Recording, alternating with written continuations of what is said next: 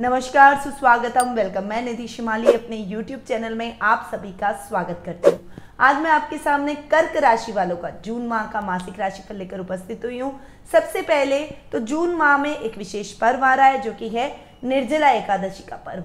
ये 21 जून को आ रहा है और निर्जला एकादशी का अपना विशेष महत्व है। इसे आम्र एकादशी के रूप में भी जाना जाता है। इस दिन अपने घर की बहनों को, अपने बहन माताओं को आम देकर पुण्य फल की प्राप्ति की जाती है और उनका आशीर्वाद प्राप्त किया जाता है। साथ ही दान पुण्य का भी इस दिन विशेष महत्व रहता है। इस दिन दान पुण्य करने से, जरूरतमंद लोगों को दान पुण्य करने से आपको कई पुण्यों के बराबर फल इस एक एकादशी पर मिल जाता है। यानी आप साल भर की जितनी एकादशी करते हैं, अगर इस एक एकादशी के दिन आप दान पुण्य करते हैं, इस एक एकादशी के दिन आप व्रत करते हैं, तो साल भर की सभी एकादशियों का फल ये एक एकादशी दे देती है। तो आप समझ ही सकते हैं कि इस एकादशी का कितना महत्व है।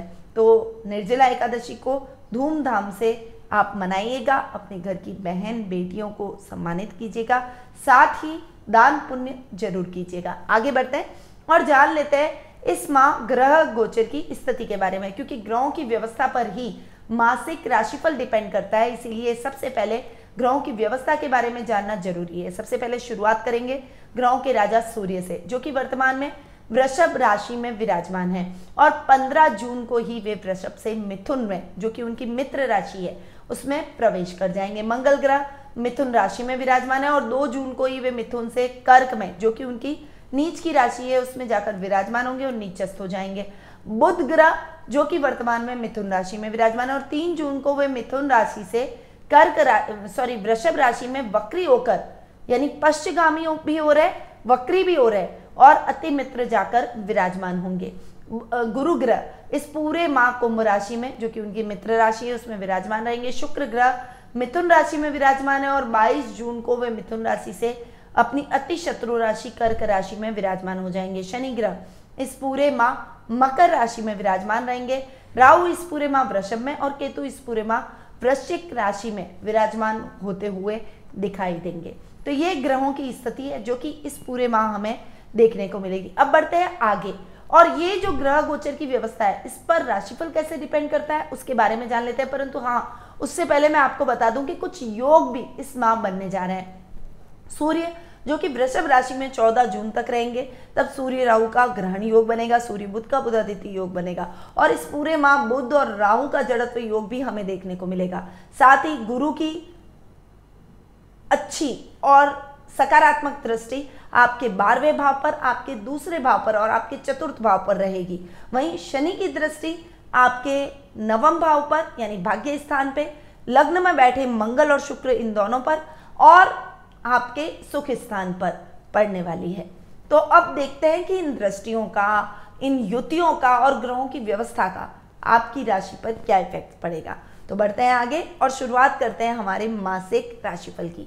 सबसे पहले बात करते हैं पारिवारिक स्थिति की। परिवार व्यक्ति के लिए इंपॉर्टेंट होता है, ये सभी जानते हैं, और आपकी पर्सनैलिटी अपने परिवार को, अपनी खुद को, सभी को रिप्रेजेंट करती है। देखिए, व्यक्ति अपने आप को नहीं, अपनी पूरी फैमिली को, अपने संस्कारों को रिप्रेजेंट करता है। तो ये महीना आपके लिए कुल मिलाकर अच्छा रहेगा। लग्नेश आपके जीवन के अंदर आकर्षक व्यक्तित्व को लेकर आएंगे। इस समय आप में चंचलता अधिक रहेगी, थोड़ा सा अस्थिरता लाइफ में रहेगी। आप एक काम में मन नहीं लगाएंगे, यानी एक काम छोड़ा दूसरा किया, दूसरे काम को छोड़ा तीसरा किया, ऐसी प्रवृत्ति रहेगी। पर रिश्तों में आप बहुत इमोशनल रहेंगे, भावुक रहेंगे, अपने रिश्तों के प्रति बहुत सजग रहेंगे, अपने ददियाल पक्ष के प्रति आप बहुत कंसर्न इस महीने दिखाई देंगे। पर मांगलिक हैं तो थोड़ी सी बेबाकी से बोल जाना, थोड़ा सा गुस्सा, अग्रेशन, इस पर जरूर आपको कंट्रोल करना पड़ेगा, क्योंकि मंगल आपके लग्न में ही बैठ रहा है और मंगल नीच का होकर बैठ रहा है। ये आपकी पर्सनैलिटी को बिगाड़ सकता है, इसीलिए इस समय आपको थोड़ा सा संभल कर चलना पड़ेगा। ऐसी कोई भी बात ना करें जिससे आपके घर के बड़ों का मन दुख जाए, ददियाल से रिलेशन बिगड़ जाए। छोटी छोटी बातें, इनका थोड़ा सा ध्यान रखेंगे तो आपको अपने ददियाल से किसी भी प्रकार की मिसअंडरस्टैंडिंग क्रिएट नहीं होगी और आपको रिश्तों में किसी भी प्रकार का मनमुटाव झेलना नहीं पड़ेगा। वहीं इस माह सूर्य भी, जो कि वृषभ राशि में विराजमान है और 15 जून के बाद वे आपके 12th हाउस में आकर विराजमान हो रहे हैं, वे आपके कुटुंब के भाव के स्वामी हैं। तो देखिए आधा महीना तो आपके कुटुंब से रिलेशन बहुत अच्छे रहेंगे, उनके साथ आपकी ट्यूनिंग भी बहुत अच्छी रहेगी। सामाजिक मान सम्मान में आपके बढ़ोतरी होगी, रिश्तेदारों के साथ में आपका मेल जोल अच्छा रहेगा और कुछ ऐसे रिश्तेदार भी आपकी सूची में जुड़ेंगे जो कि आने वाले टाइम में आपके पथ प्रदर्शक का कार्य करेंगे, आपके लिए बहुत घनिष्ठ हो जाएंगे, आपके वर्क प्लेस पर आपकी हेल्प करते हुए दिखाई देंगे। परंतु 15 जून के बाद में, चूंकि मैंने आपको बताया कि गुरु की 12वीं दृष्टि सूर्य पर पड़ रही है, सूर्य 12th हाउस में आपको अच्छे रिजल्ट देंगे क्योंकि सूर्य एक क्रूर ग्रह है और खर्च भाव में बैठकर आपके खर्चों को कंट्रोल करेंगे। इस समय गुरु की दृष्टि पड़ना आपके कुटुंब से रिलेशन को और अधिक बढ़ाएगा। आकस्मिक लाभ आपको अपने कुटुंब से प्राप्त होने की संभावना भी बन रही है। ये समय आपके भाई बहनों के साथ ट्यूनिंग को भी इंप्रूव करता हुआ दिखाई देगा। एक अच्छे संबंध आपके भाई बहनों के साथ में स्थापित होते हुए दिखाई देंगे। ये समय आपके जीवन को आपके भाई बहनों के साथ में पैतृक संपत्ति संबंधी कोई विवाद है उसको खत्म कर देगा। और ये समय आपके भाई बहनों के साथ में आपकी ट्यूनिंग के साथ साथ कोई आपका पैतृक कारोबार है उसमें भी और अधिक वृद्धि करवाएगा। ये महीना कह दूं तो अतिशयोक्ति नहीं होगी कि इस महीने आपका कारोबार बहुत अच्छा चलेगा। अगर आपने अपने बड़े भाई बहनों की बात मानी तो उनका सानिध्य प्रेम आपको भरपूर इस महीने देखने को मिलेगा।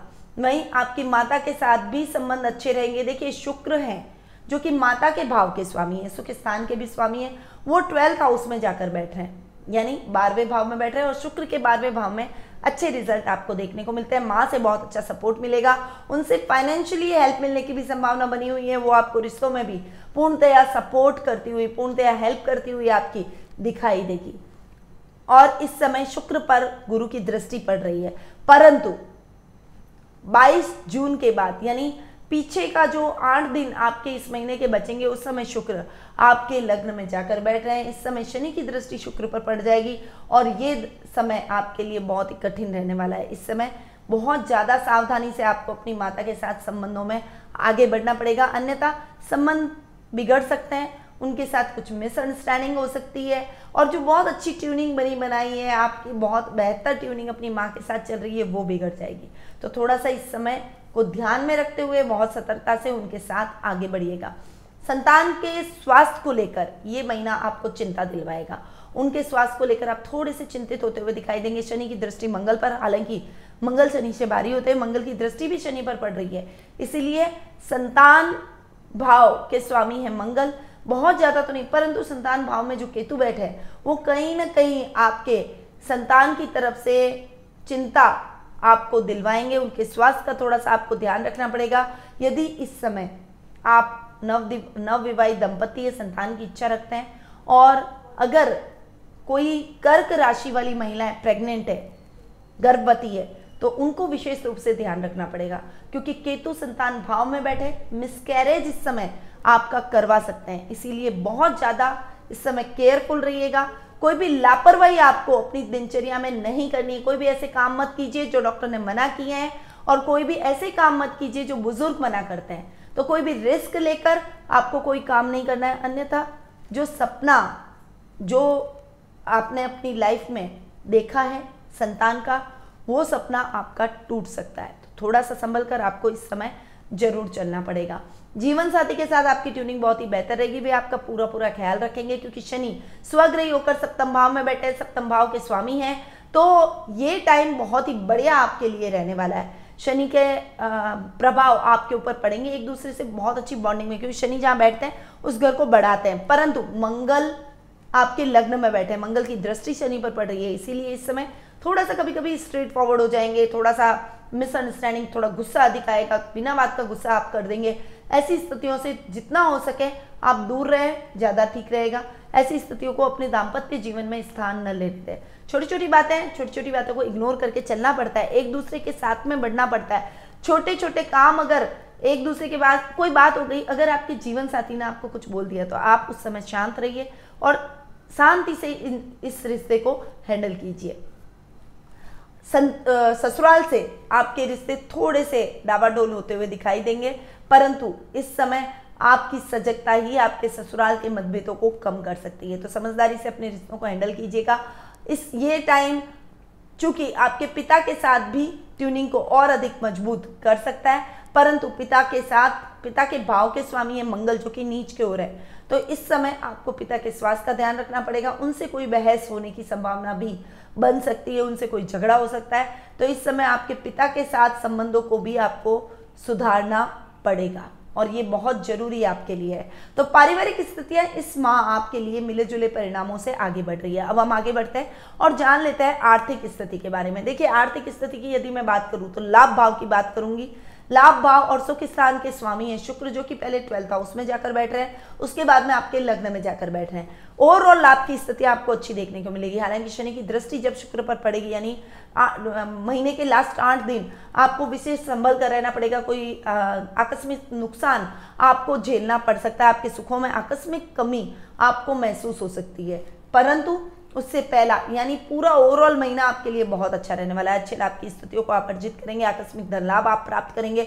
यदि आप किसी प्रकार के लॉटरी में इन्वेस्टमेंट करने के इच्छुक रहते हैं, शेयर मार्केट में इन्वेस्टमेंट के इच्छुक रहते हैं, तो इस समय आप जो भी ट्रेडिंग कर रहे हैं या फिर लॉटरी में इच्छुक रहते हैं, इसमें इन्वेस्टमेंट कर रहे हैं, तो उन सभी में आपको सफलता और अच्छे लाभ की स्थितियां जरूर देखने को मिलेगी।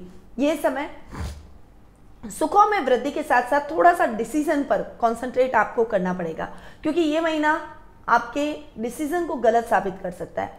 सूर्य राहु का ग्रहण योग, बुध राहु का जड़त्व योग और सूर्य बुध का बुधादित्य योग, ये तीनों योग लाभ भाव में बने हुए हैं। सूर्य राहु का जो ग्रहण योग है और जड़त्व योग है, इस वजह से आपके डिसीजन गलत निकल सकते हैं, भ्रम की स्थितियां उत्पन्न हो सकती है। इसलिए इस समय सोच समझकर डिसीजन लें, सही जगह इन्वेस्टमेंट करें। अगर आपको कुछ सूझ नहीं रहा है, आप डिसीजन नहीं ले पा रहे हैं, तो आप अपने घर के बड़ों की सहायता लें या फिर किसी ऐसे व्यक्ति की सहायता लें जो कि आपके मार्गदर्शक की भूमिका निभाता है। हर व्यक्ति के जीवन में एक ऐसा व्यक्ति जरूर होता है जिसका वो बहुत सम्मान करता है, उसकी बातों को मानता है। तो ऐसे व्यक्ति की सलाह लेकर आप अगर आगे बढ़ेंगे तो आपको कभी भी नुकसान की स्थितियां नहीं देखने को मिलेगी। ये समय आपके जीवन को सुधारेगा, ये आपके जीवन को उन्नत बनाएगा, आपके खर्चों में मितव्ययता लाएगा, और जब खर्च कम होता है तो हमारी फाइनेंशियल कंडीशन अपने आप इंप्रूव हो जाती है। तो लाभ की स्थितियां बहुत ही अच्छी रहने वाली है। आर्थिक स्थिति आपकी ओवरऑल बहुत अच्छी और सुदृढ़ बनती हुई दिखाई देगी।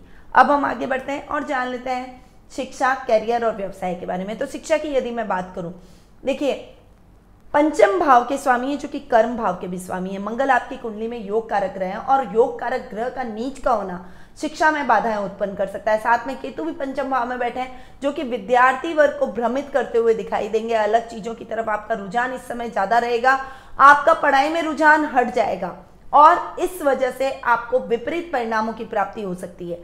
इसलिए इस माह आप जितना हो सके अपनी पढ़ाई पर ही कॉन्सेंट्रेट करें। ज्यादा चीजों में डिस्ट्रैक्शन आपके लिए हानिकारक सिद्ध हो सकता है। आप बिल्कुल भी कंफ्यूज ना हो। अगर कंफ्यूजन की स्थिति अपने टीचर से पूछिए। और थोड़ा सा ये जो ओवर कॉन्फिडेंस में विद्यार्थी रहते हैं ना, कई बार हम पढ़ाई करते हैं, अच्छा हमने कर लिया होता है ना, तो हमको लगता है अब हमें किसी से जानने की जरूरत नहीं है। तो ओवर कॉन्फिडेंस जितना हो सके अवॉइड करें। आपके दिमाग में कभी कभी ऐसा आता भी है तो आप अपने दिमाग को शांत करें, अपने मन में सोचें कि आप कुछ भी नहीं है, आप अपने बड़ों की सहायता ले सकते हैं और बड़ों की सहायता लेकर आगे बढ़ सकता है। ऐसा अगर आप विचार मन में लाएंगे तो किसी भी प्रकार की समस्या आपको पढ़ाई में विद्यार्थी वर्ग को खासकर उत्पन्न नहीं होगी। यदि कोई सपने हैं आपके नए कॉलेज के वगैरह के, तो अभी आपको टाल देना चाहिए, थोड़ा सा इंतजार कीजिए। इंतजार का फल वैसे भी मीठा होता है और इंतजार के बाद में आपको परिस्थितियां अपने अनुकूल प्राप्त होगी। कैरियर की यदि मैं बात करूं तो कैरियर के भाव के यानी कर्म भाव के स्वामी भी मंगल है। मंगल नीच के ओर है। ये टाइम जो भी टेक्निकल फील्ड से जुड़े हुए लोग हैं, जो भी आईटी सेक्टर से जुड़े हुए हैं, किसी भी प्रकार की इंजीनियरिंग की हुई है उन्होंने और इंजीनियरिंग लाइन से जुड़े हुए हैं, या फिर कोई भी रिस्की काम करते हैं, प्रशासनिक सेवाओं से जुड़े हुए हैं, पुलिस, सेना, नेवी जैसे कार्यों से जुड़े हुए हैं, इस समय आपकी बदनामी होने का टाइम है। कर्म क्षेत्र के अंदर नुकसान की स्थितियां झेलने का टाइम है। प्रमोशन की जगह डिमोशन का टाइम है। ये समय अग्रेशन से आप अपने कामों को बिगाड़ देंगे। जल्दबाजी और लापरवाही इस समय आपके लिए घातक सिद्ध हो सकती है। बॉस आपके खिलाफ कार्रवाई कर सकता है, नौकरी से हाथ धोना पड़ सकता है और ये समय बहुत विपरीत चल रहा है। तो इस समय नौकरी जाना मतलब हर तरीके से मुसीबतों को आमंत्रण देना।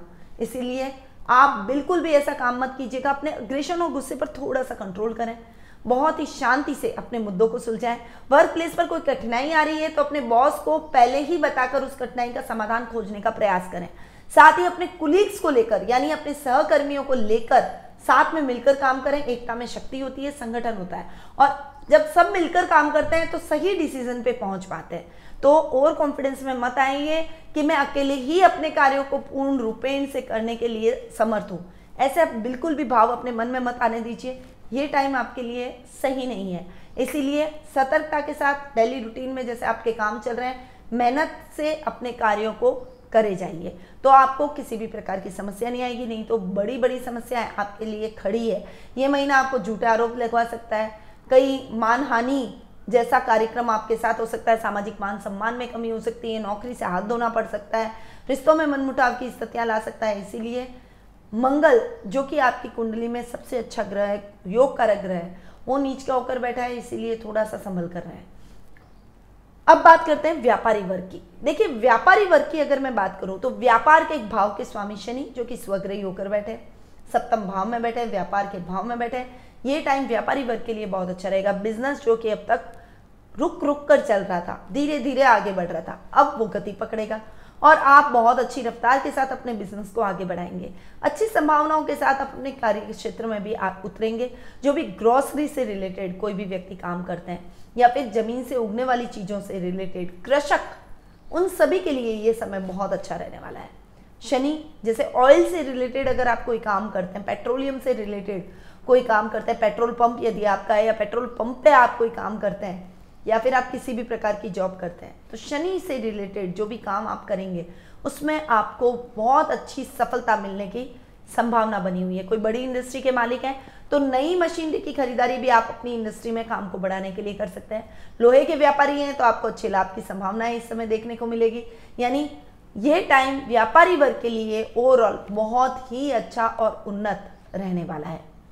अब हम आगे बढ़ते हैं और जान लेते हैं जीवन साथी और प्रेम प्रसंगों के बारे में।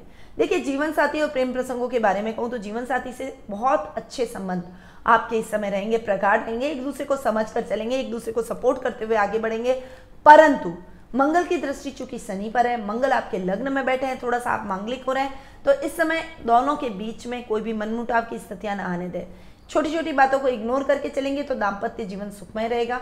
छोटी छोटी बातों को तूल देंगे तो वो बातें बहुत बड़ी लगने लगेगी और आपको बहुत ज़्यादा कठिनाई अपने दाम्पत्य जीवन में आने वाली है। इसलिए इस समय आप जितना हो सके काम एंड कूल रहिए ताकि आपके दाम्पत्य जीवन को आप सुचारू रूप से आगे बढ़ा सकें।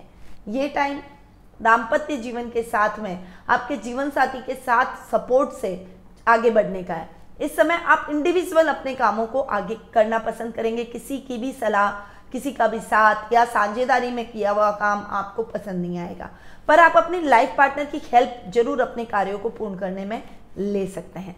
लव रिलेशनशिप में भी ऐसी ही बात है, आप अपने पार्टनर की भावनाओं को समझिए। इस समय बहुत ज़्यादा एक दूसरे पर अपने रिश्ते को थोपना भी ठीक नहीं है, क्योंकि अभी आप एक दूसरे को समझ रहे हो। अगर आपने अपने रिश्ते को थोड़ा सा थोपने की कोशिश की या डोमिनेटिंग हुए तो अच्छा खासा रिलेशन आपका बिगड़ सकता है, आपका ब्रेकअप हो सकता है और बाद में आपको जरूर इस रिश्ते के लिए पछताना पड़ेगा कि आपने अपने हाथ से इतना अच्छा रिश्ता गंवाया। इसीलिए इस समय संभल कर रहिए और लव रिलेशनशिप में एक दूसरे के साथ में आगे बढ़िए, एक दूसरे की स्ट्रेंथ बनिए।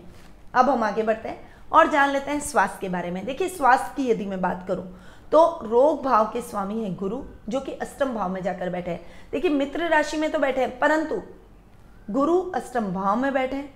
अष्टम भाव अच्छा नहीं होता, गुरु एक सौम्य ग्रह है, इसीलिए थोड़ा सा आपको इस समय थायराइड, अपने गले का ध्यान रखना है, सर्दी जुकाम को अपने नज़दीक नहीं आने देना है, खांसी, पेट दर्द जैसी प्रॉब्लम ये हो सकती है, ये गुरु के अधिकार क्षेत्र में रोग आते हैं, इसीलिए आपको इन रोगों के प्रति विशेष रूप से सावधान रहना है। त्वचा से संबंधित भी कोई समस्या आपको इस समय घेर सकती है, इसीलिए त्वचा का अभी अपने स्वास्थ्य का भी ध्यान रखें। संतान का विशेष रूप से आपको ध्यान रखना है, उसके स्वास्थ्य में किसी भी प्रकार की लापरवाही ना होने दें। और बच्चे अक्सर विद्रोही हो जाते हैं, हमको घर से बाहर निकलना है, हमको जाना है, अभी लॉकडाउन चल रहा है और ये समस्या लगभग सभी पेरेंट्स फेस कर रहे हैं। और क्या करें, बच्चे भी क्या करें, पूरे टाइम घर में बैठकर वो बोर होते हैं, उनको लगता है यार थोड़ा सा हम बाहर निकले, पर ये टाइम उचित नहीं है, ये समय उचित नहीं है। बच्चे बाहर जाएंगे, आप घर में हैं पर आपके बच्चे अगर बाहर चले गए, वो बाहर से कहीं न कहीं से हो सकता है संक्रमण लेकर आए। इसीलिए इस समय आपको अपने बच्चों के स्वास्थ्य का विशेष रूप से ध्यान रखना है। वो अगर कितनी भी जिद करे पर आपको उनको घर में रखना है, घर से बाहर मत निकलने दीजिए। तो आपके संतान के स्वास्थ्य को लेकर भी थोड़ी सी चिंता आपके मन में हो सकती है। थोड़ा सा प्रिकॉशंस रखेंगे, उसको मार्गदर्शन प्रदान करेंगे तो किसी भी प्रकार की समस्या का आपको सामना नहीं करना पड़ेगा। योगा, मेडिटेशन, प्राणायाम से अपने आप को जरूर जोड़िएगा। तो ये था कर्क राशि वालों का जून माह का मासिक राशिफल। अब बढ़ते हैं आगे और बारी है उपायों की। देखिए, मैंने विद्यार्थी वर्ग की बात करी। मंगल चूंकि आपकी कुंडली में योग कारक ग्रह है, कर्म भाव का भी स्वामी है, पंचम भाव का भी स्वामी है, मंगल नीच का हो रहा है। तो इस समय जहां तक हो सके लाल चीजों का आप दान कीजिए। हर कार्य को करने से पहले हनुमान चालीसा का पाठ जरूर करें। अगर हनुमान चालीसा या बजरंग बाण का आप पाठ करते हैं, हनुमान जी को सिंदूर चढ़ाएं और सिंदूर चढ़ाने के बाद में उसका ही टीका आप अपने मस्तक पर लगा कर जाएं। इससे आपको मंगल के दुष्प्रभाव कम मिलेंगे, आप अपने कार्यों में कंसंट्रेट कर पाएंगे, विद्यार्थी वर्ग पढ़ाई में और नौकरी के अंदर आप बहुत अच्छा प्रदर्शन करते हुए दिखाई देंगे। क्योंकि कर्म भाव के स्वामी मंगल है, वही नीच के हो रहे हैं, तो थोड़ा सा आपको सावधान रहना है। साथ ही शनि के दान तो आपको करने ही है, तो शनि के दान कीजिए, लाल चीजों का दान कीजिए। मंगलवार के दिन करना है, लाल चीजों का दान मंगलवार के दिन करना है, शनिवार के दिन शनि के दान करना है। साथ ही आपको जो मैंने आपको बताया अभी हनुमान जी के उपाय, वो जरूर कीजिए। तो किसी भी प्रकार की विद्यार्थियों के शिक्षा में बाधा नहीं आएगी और जो भी नौकरी पेशा लोग हैं उनको अपने करियर में किसी भी प्रकार की बाधा महसूस नहीं होगी। तो ये कुछ उपाय थे जो आपको करने चाहिए। साथ ही अगर आप कुंडली विश्लेषण का लाभ घर बैठे ही प्राप्त करना चाहते हैं तो आप नीचे दिए गए नंबरों पर संपर्क कर सकते हैं और आज ही अपना अपॉइंटमेंट भी बुक करवा सकते हैं। अब मैं अपनी वाणी को यहीं विराम देती हूँ। स्वस्थ रहिए, व्यस्त रहिए, मस्त रहिए और हमेशा मुस्कुराते रहिए। जय श्री राधे कृष्ण।